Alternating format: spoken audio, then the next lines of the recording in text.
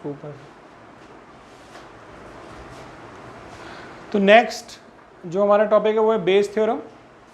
Bayes theorem कह रहा है कि if E1 E2 E3 dot dot dot ऐसे बहुत सारे इवेंट हैं, अगर वो म्यूचुअली एक्सक्लूसिव और एग्जॉस्टिव इवेंट है, ऐसे समझिए ये E1, ये E2, ये E3 इवेंट और ये E4, इन चारों को बैग मान लीजिए, आप बैग भी मान सकते हैं कि ये E1 बैग है, E2 बैग है, E3 बैग है, E4 बैग है, और हर बैग में कुछ ना कुछ बॉल्स हैं, कुछ रेड बॉल हैं, कुछ वाइट बॉल हैं। फिर यहाँ से एक रेड बॉल निकाली जाती है, सबके पास रेड बॉल है तो कहीं से भी निकल सकती है, यहाँ से भी निकल सकती है, यहाँ से भी निकल सकती है, यहाँ से भी, और यहाँ से भी एक रेड बॉल निकाली गई, वो इवेंट ए है। अब ये रेड बॉल E1 से आई हो, इसकी क्या प्रोबेबिलिटी है? बेस थ्योरम ये बताता है ये रेड बॉल E1 से आई हो, इसकी क्या प्रोबेबिलिटी है, ये बताता है।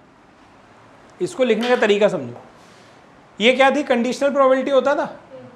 कंडीशनल प्रोबेबिलिटी में P A बाई B अगर लिखा होता था तो A बाई B का फॉर्मूला होता था P A intersection B upon PB। यहां पर इसका मतलब क्या होता था कि अगर B इवेंट हो चुका है तो A इवेंट होने की क्या प्रोबेबिलिटी है। तो यहां पर इवेंट क्या हो चुका है? A इवेंट हो चुका है, इसलिए उसे नीचे, वो इवेंट E1 से हुआ, इसकी क्या प्रोबेबिलिटी है, तो इसलिए इसको लिखेंगे P E1 बाई A। और अगर इसे कंडीशनल प्रोबेबिलिटी के फॉर्मूले से लिखे तो तुम क्या लिखोगे ऊपर? P E1 intersection A upon PA। सही है ना? अब ये जो PA है इसको बहुत ध्यान से देखो। अभी हम लोग ने थ्योरम पढ़ी थी टोटल प्रोबेबिलिटी की, तो E1 E2 E3 E4 ये चार बैग हैं, इनसे कोई इवेंट A हुआ या कोई रेड बॉल निकली तो उसको निकालने की क्या प्रोबेबिलिटी होती थी PA की? PA का क्या फॉर्मूला था? P E1 into P A by E1 plus P E2 into P A by E2 and so on, जितने होंगे, जैसे चार मैंने यहाँ बनाया तो चार तक इसको लिख देंगे। तो नीचे वाला पार्ट तो ये रहा, ऊपर वाले पार्ट में क्या पुट करेंगे वो भी देख लो। अभी इसको मैं क्या लिख सकता हूँ उसको ध्यान से देखिए जरा।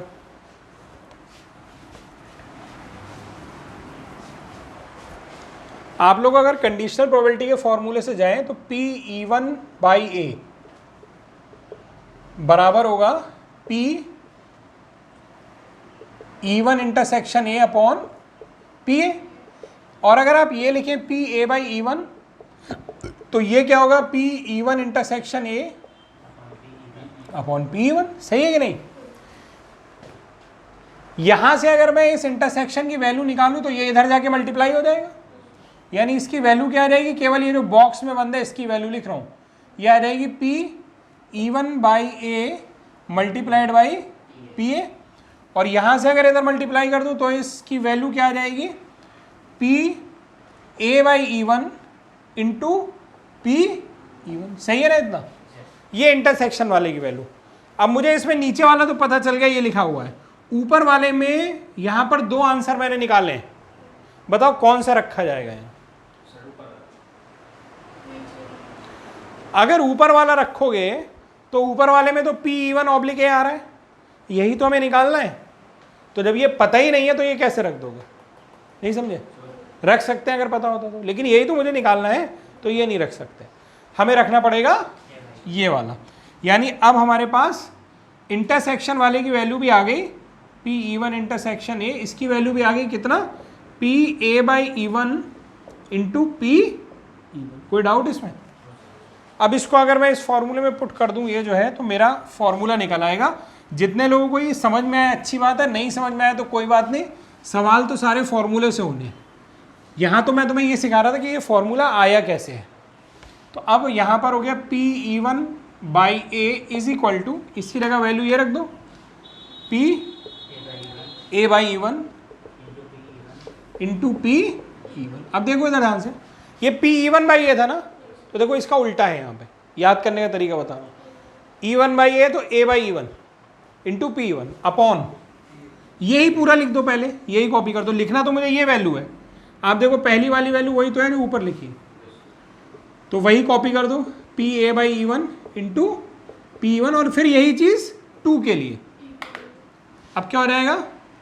P A by E2 into P E2 and so on, जितने भी इवेंट E1 E2 E3 4 होंगे। समझ में आया फॉर्मूला?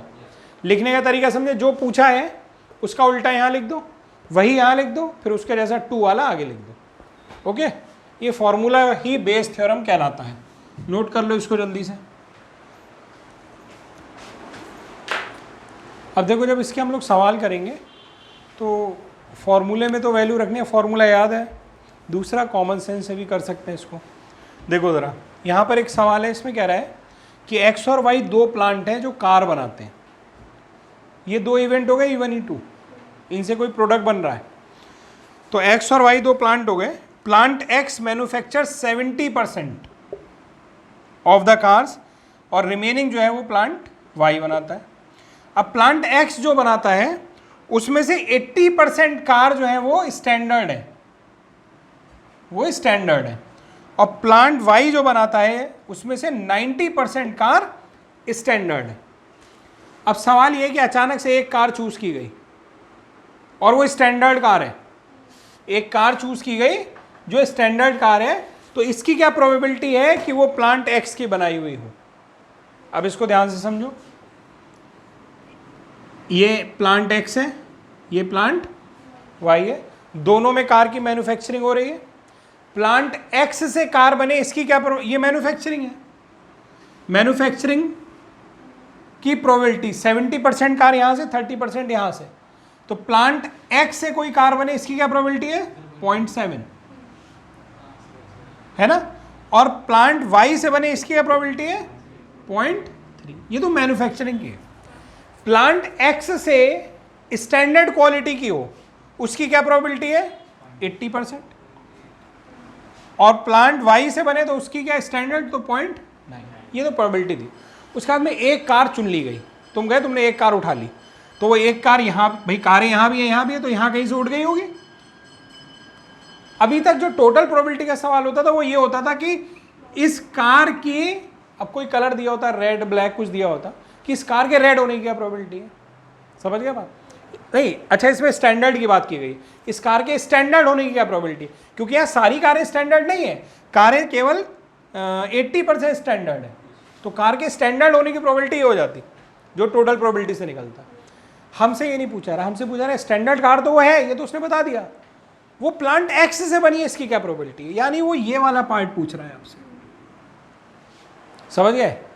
बेस थ्योरम लगेगी, बेस थ्योरम अप्लाई करते हैं। बेस थ्योरम का फॉर्मूला ये लिखा हुआ है, ठीक।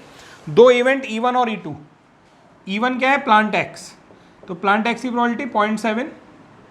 E2 क्या है? प्लांट वाई, उसकी प्रोबेबिलिटी 0.3। ठीक। स्टैंडर्ड होना इज इवेंट ए, स्टैंडर्ड हो एक्स से, स्टैंडर्ड हो एक्स से, इसकी क्या प्रोबेबिलिटी है? 0.8। और स्टैंडर्ड हो वाई से या E2 से, इसकी क्या प्रोबेबिलिटी है? 0.9। वो क्या पूछ रहा है कि स्टैंडर्ड कार चुन ली गई है, स्टैंडर्ड कार है, वो प्लांट एक्स से बनी है या प्लांट E1 से बनी है, इसकी क्या प्रोबेबिलिटी है। तो वो यही तो पूछ रहा है तुमसे। बेस थ्योरम का फॉर्मूला लगा दो, ऊपर लिखा है, सारी वैल्यू ये मैंने निकाल के रख दी है, पुट कर दो आंसर। समझ गया मेरी बात? पॉज करो।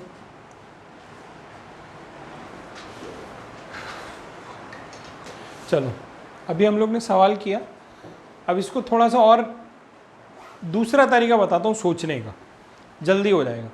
उसके लिए पहले तो तुम्हें ये पहचानना आना चाहिए कि सवाल ये बेस थ्योरम का है। तो बेस थ्योरम प्रोबेबिलिटी में आती है, तो प्रोबेबिलिटी का सवाल होगा तो बेस थ्योरम का हो सकता है।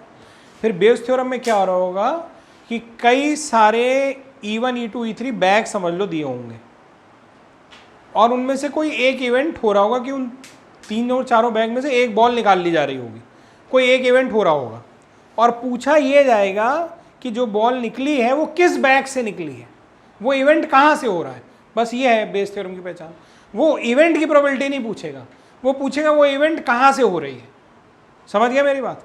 इस सवाल में वो क्या पूछ रहा है, उसने दे दिया कि एक्स जो है वो 70% कार मैन्युफैक्चरिंग करता है, वाई प्लांट जो है वो 30% कार मैन्युफैक्चरिंग करता है, एक्स प्लांट से जितनी भी कारें बनती है उसका 80% स्टैंडर्ड है, वाई प्लांट से जितनी भी कारें बनती है उसका 90% स्टैंडर्ड है। अब वो ये कह रहा है कि एक स्टैंडर्ड कार चुनी गई, वो इसकी प्रोबेबिलिटी नहीं पूछ रहा है कि जो कार तुमने चुनी उसकी स्टैंडर्ड होने की क्या प्रोबेबिलिटी है ना, वो पूछ रहा है कि एक स्टैंडर्ड कार चुनी गई, वो प्लांट एक्स से बन रही है, इसकी क्या प्रोबेबिलिटी है। तो सवाल चला गया बेस थ्योरम में, समझ गए। अब बेस थ्योरम का फॉर्मूला ये लिखा हुआ है, जो इवेंट होता है वो ए होता है, और जहां से वो हो रहा होता है वो E1 E2 E3 होते हैं, समझ गए। तो इवेंट क्या हो रहा है, स्टैंडर्ड कार चुना जाना, यानी ए क्या हो गया, स्टैंडर्ड कार चुना जाना, और जहां से वो होता है वो E1 E2 E3 होते हैं। तो स्टैंडर्ड कार कहां से चुनी जाएगी, या तो एक्स से या वाई से। तो यहां पर E1 क्या हो गया, प्लांट एक्स, और E2 क्या हो गया, प्लांट वाई। इतना समझ में आ गया। अब इस फॉर्मूले में आते हैं। बेस थ्योरम का फॉर्मूला लिख दो पहले ही, जैसे ही तुमने सवाल पहचान लिया बेस थ्योरम का है ना, फॉर्मूला लिख दो पहले ही। निकालना क्या है, उसने कह दिया कि स्टैंडर्ड कार है वो एक्स से आ रही है, एक्स को हमने माना E1, एक्स से आ रही है, इसकी क्या प्रोबेबिलिटी, यानी P E1/A निकालना है। ये भी दिक्कत की बात है कि P E1/A निकालना है कि P E2/A निकालना है, ये भी समझना पड़ेगा हमें। तो P E1/A निकालना है क्योंकि उसने प्लांट एक्स से पूछा है। तो P E1/A का ये फॉर्मूला लिख देंगे हम लोग। अब जो फॉर्मूले में लिखा है वो निकालते हैं। चलो सबसे पहले स्टैंडर्ड कार फ्रॉम E1, यही तो मतलब है इसका, स्टैंडर्ड कार फ्रॉम E1। तो स्टैंडर्ड कार फ्रॉम E1 देखते हैं, यानी PA/E1। तो E1 से स्टैंडर्ड कार 80% प्रोबेबिलिटी, यानी 0.8 हो गया। तो ये वैल्यू हो गई 0.8 इंटू PE1, यानी प्लांट एक्स से कार बने इसकी प्रोबेबिलिटी। तो प्लांट एक्स से जो कार बन रही है उसकी प्रोबेबिलिटी कितनी, 70%, यानी 0.7। तो ये हो गया हमारे पास 0.7। नीचे तो वही लिखा हुआ है 0.8 और 0.7। अब स्टैंडर्ड कार E2 से, स्टैंडर्ड कार E2 से यानी Y से 90%, यानी 0.9, और E2 यानी Y प्लांट की प्रोबेबिलिटी। तो प्लांट Y से कार बने इसकी प्रोबेबिलिटी कितनी है, 30%, यानी कितना हो गया 0.3। बस पुट कर दीजिए, आंसर आ जाएगा। फॉर्मूला लिख के फॉर्मूले में पुट करो, वो चीज़ें ढूंढो, ठीक है। पॉज कर दो। 100 लोग हैं एक क्लास में, ठीक है, एक कॉलेज में, उसमें 40 लोग जो हैं वो हॉस्टल में रहते हैं, और 60 लोग जो हैं, रिमेनिंग लोग जो हैं वो आउटसाइड रहते हैं, ठीक। अब ये बता दिया गया कि जब रिजल्ट एग्जाम हुए, रिजल्ट आए, तो at the end of the year 50% of the, pause करो जरा। तो क्वेश्चन ये है हमारे पास कि टोटल 100 बच्चे हैं, 40 बच्चे हॉस्टल में रहते हैं, 60 बच्चे आउटसाइड रहते हैं। जब रिजल्ट आता है तो ये देखा गया कि हॉस्टल में 50% बच्चे, यानी कि 20 बच्चे, वो ग्रेड ए लाते हैं, वो ग्रेड ए लाते हैं, और जबकि जो बच्चे आउटसाइड रहते हैं वो कितने हैं, 30%, यानी कि 18। 60 का 30% 18 हो गया। तो 18 बच्चे जो होते हैं वो ग्रेड ए लाते हैं। ऐसा इसलिए भी होता है, हॉस्टल वाला बच्चा बिल्कुल कॉलेज में ही रहता है, वो उसके आने जाने का टाइम भी बचता है ना, तो उसका समय ज़्यादा मिल जाता है, उसको थकान नहीं होती आने जाने में। तो हॉस्टल के बच्चे हमेशा ज़्यादा मार्क्स लाते हैं, अगर वो पढ़ने में ठीक है तो। मैं बता रहा हूँ, मैं चाहता हूँ कि जब तुम लोग आगे किसी कॉलेज में एडमिशन लो तो कोशिश करो कि हॉस्टल में रहो, इनफैक्ट पहले साल तो रहो। चलो वापस आते हैं अपने। तो 60 बच्चे, 100 बच्चे, 40 बच्चे हॉस्टल में, 60 बच्चे आउटसाइडर। 40 में से 20 बच्चा ग्रेड ए लाता है, यहाँ 60 में से 18 बच्चा ग्रेड ए लाता है। वो भी पूछ रहा है कि एक बच्चा चुना गया अचानक। अब जो इवेंट होती है वो क्या होती है, इवेंट ए। तो वो इवेंट ए हो गई कि एक बच्चा चुना गया और उसकी ग्रेड ए आई, एक ग्रेड ए वाला बच्चा चुना गया। तो इवेंट ए क्या हो गई, ग्रेड ए वाला बच्चा। अब वो कहाँ से चुना गया होगा, या तो हॉस्टल से या आउट, यानी जहाँ से वो होता है वो क्या होता है, E1 E2। तो E1 मान लो किसी एक को, तो E1 मान लेते हैं हॉस्टल को, और E2 मान लेते हैं आउटसाइड को।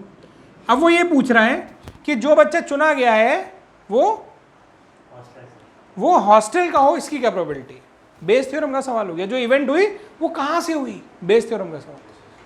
तो हॉस्टल से हुई, इसकी क्या प्रोबेबिलिटी, यानी वो क्या पूछ रहा है, इवेंट हो चुकी है, ग्रेड ए आ चुका है, E1 से हो, इसकी क्या प्रोबेबिलिटी है। तो देखो ये फॉर्मूला लिखा हुआ है, अच्छा थोड़ा मिट गया तो सही कर लेते हैं।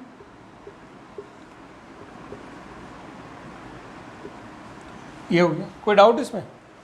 अब इसमें जो जो पूछा फॉर्मूले में रखते चले जाओ। चलो मुझे जवाब देना। ए मतलब क्या है, ग्रेड ए आना, और E1 मतलब क्या, हॉस्टल। तो हॉस्टल से ग्रेड ए, इसकी क्या क्या प्रोबेबिलिटी है?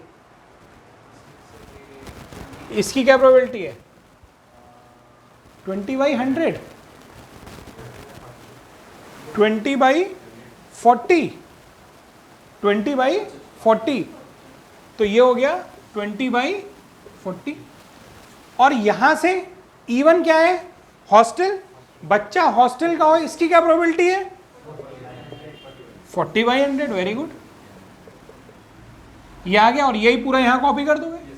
अब यहां पर आ जाओ, ए मतलब ग्रेड ए आना, E2 मतलब आउटसाइड से, तो आउटसाइड से ग्रेड ए आए तो 18 बच्चे हैं, टोटल बच्चे हैं कितने? 60, यानी 18/60 मल्टीप्लाइड बाई PE2, यानी जो बच्चा चुना गया है वो आउटसाइड का हो, तो आउटसाइड में 60/100। बस देखो ये और आसान हो गया, फॉर्मूला लिख के जो चाहिए वो ढूंढ और पुट कर दो।